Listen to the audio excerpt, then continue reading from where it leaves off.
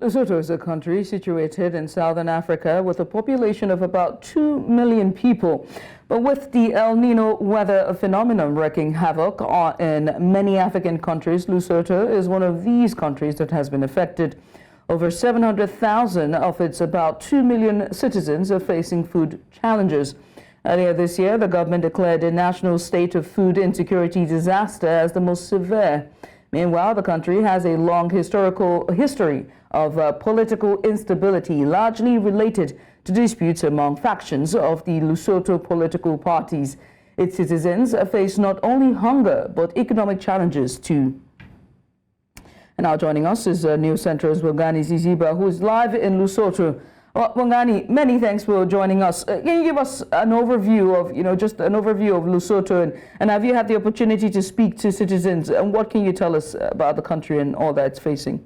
Like my third time being in this country, it is quite a vibrant city, but I cannot say it's more vibrant than South Africa, but definitely Lesotho is very vibrant and beautiful. A country that in between mountains and very cold when it's that weather time around June. But citizens that I've spoken to are like in the streets, people that I've spoken to, we know that in 2022, Lesotho was going through elections where there was change of government. And the opposition came into power. But speaking to citizens, how they feel about the government that is there now, they are saying that they are giving that government time for them to work on the challenges that they are facing. But also you spoke about the drought. We know that Lesotho is one of those countries in SADC that is experiencing drought. Lesotho doesn't have much rainfall, just like many other SADC countries. So citizens here are experiencing drought rather. But not only drought, citizens also have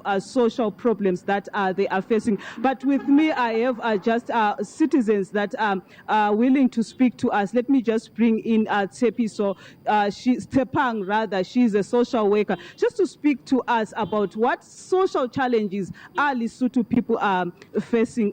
Good afternoon, Tepang, and thank you for joining us here at News Central. What are some of the challenges that our citizens of Lesotho are facing, the social ones? Good afternoon. There are quite a number of challenges that we are facing here.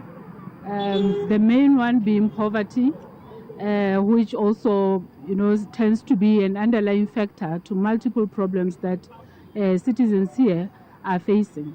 But also we can note that challenges vary from one group to the other. We have specific challenges that we can say can clearly be attributed to poverty, yes, but at the end of the day, they reflect more amongst the youth, they reflect more amongst adult persons, older persons, persons with disability, and many other categories that we can make reference to. Thank you, Tepang. Let me just bring in another citizen again, just to speak about the drought. Like I indicated, that Lesotho people are also facing drought, just like any SADC countries. Lesotho, you guys are also facing drought. It's not only in Lesotho, but we have seen it in Malawi, Zimbabwe, Zambia. What exactly are the citizens saying, and what is the government saying? Is there any help that as citizens you are getting? Thank you very much, Mayor. And as for this situation, we are aware as Lesotho nation that the Prime Minister, or the government, has declared the state of emergency in terms of the poverty that is facing the country. We all know that Lesotho is relying on farming. So if the weather is not conducive for the farming, it means it affects us most, because we don't have other ways of living except rearing and relying solely on the agriculture. So Lesotho are facing a lot of challenges due to that kind of weather changes that is happening maybe all around the world, but we are mostly affected as Lesotho. And also in 2022, we know that a new government came in. As citizens, how are you coping? Are you still happy with the current government? Anything about especially the new government that came in 2022?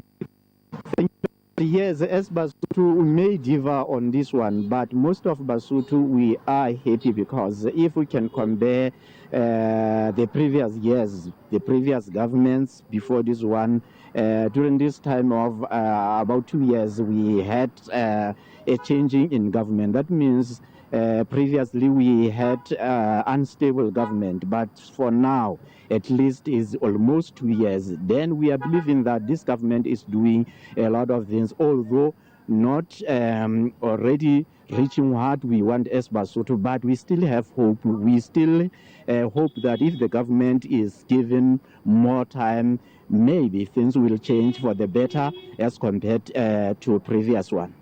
Yes, Judith, the Basotho people advocating for more time for the government that came in 2022, but also the social and economic challenges many citizens. Bongani, many thanks for that very insightful expose there on Lesotho. We appreciate you for doing this with us.